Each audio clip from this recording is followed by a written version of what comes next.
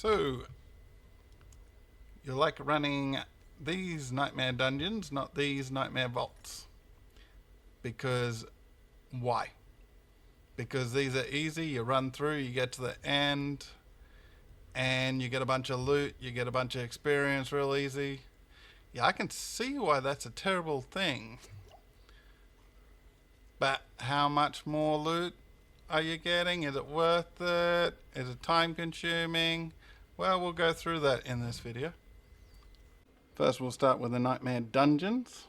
Everyone knows what they're like. You do a bunch of different side quests just to be able to fight the boss. The boss comes in different categories, but this guy's one of the easiest. You can just stand there and pretty much take him on. You have to move occasionally for the poison, but I will also show why loot-wise you shouldn't even bother with the nightmare dungeons if you're after loot. Now, we take him down, and we have our glyph experience thing and the drops. That is the whole point of running nightmare dungeons or vaults. Do remember that that is the point. The point is not to be entertained or anything like that. The whole point is exactly what we're seeing on screen.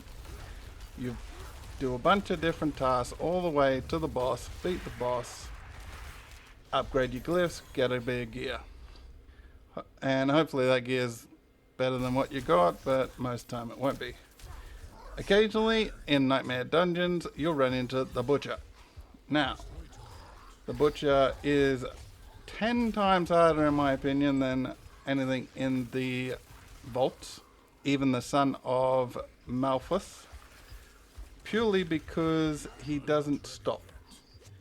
We'll see later, because I ran into Malphus as well, that Malphus, if you can't beat him after the first couple of times when you actually, okay, so this is the guy, now we'll fight him. Yeah, the Butcher on the other hand, he drained your health quickly, and you gotta be strategic on your life, but it is obviously possible to knock him down. I haven't got an OP build, so I don't find all the content easy to walk through. A lot of the content creators complaining just play broken builds, so they get bored easy. Now, the Butcher dropped probably just as much as any of these bosses, so if you don't want to fight him, just get out of the dungeon and go back in, because you do have, well, in this case, 12 revives. And then once you leave the instance, you don't need to fight the Butcher. Okay, now we're back to this guy. Now, I will say this guy's mechanics are very similar to Son of Malphus. So if you can't beat this guy, you shouldn't really be running Nightmare Dungeons or the vaults, because all he does is the same thing over and over again. So the mechanics are quite easy to read. Now, the loot drop wise, I ran 4 of these and got 10 legendary, 10 rare, 1 unique, and a magic, couple of magic items just from the bosses. I'm not counting everything else. Now, in a vault, you obviously got to fight your way to the vault gate, go in. The beacon, it's a lot better now because it's 10, but it was fine before. It was easy enough to get the pearls. You click that, get 20. You get 2 back at the end. You can end up with 3 or 4.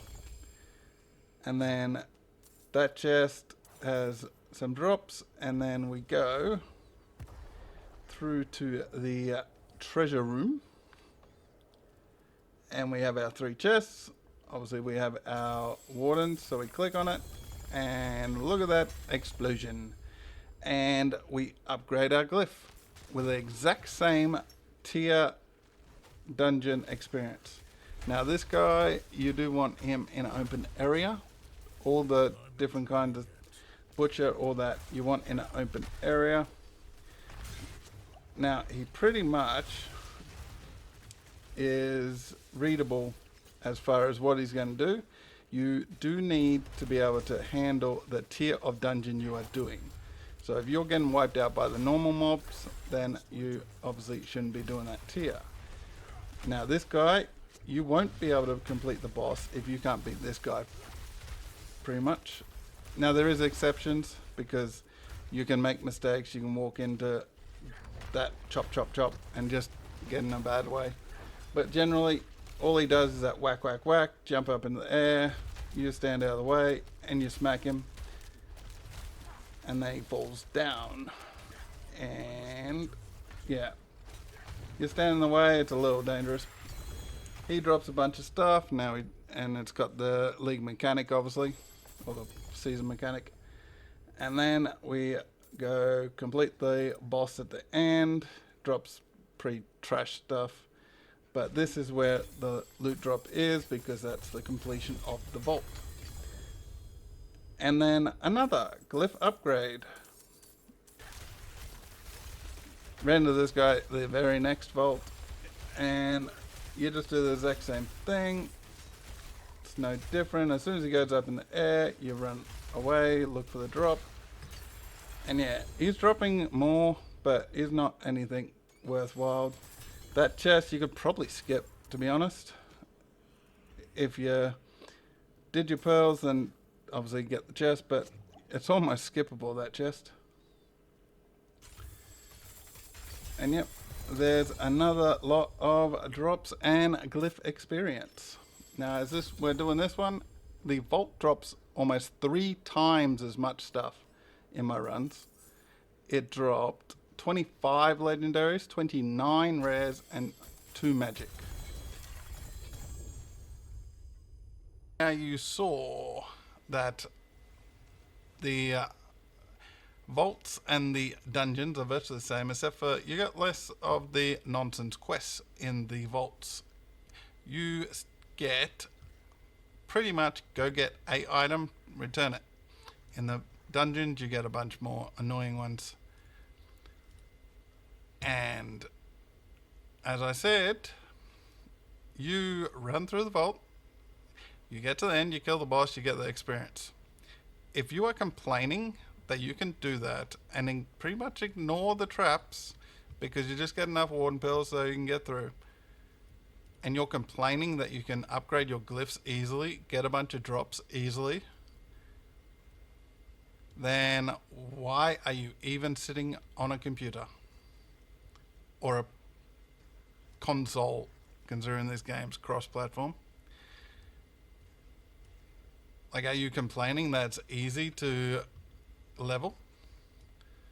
Are you complaining that you would rather the traps kill you more often? The monsters be 10 times tankier? What? Do let me know in the comments why you hate vaults over Nightmare Dungeons.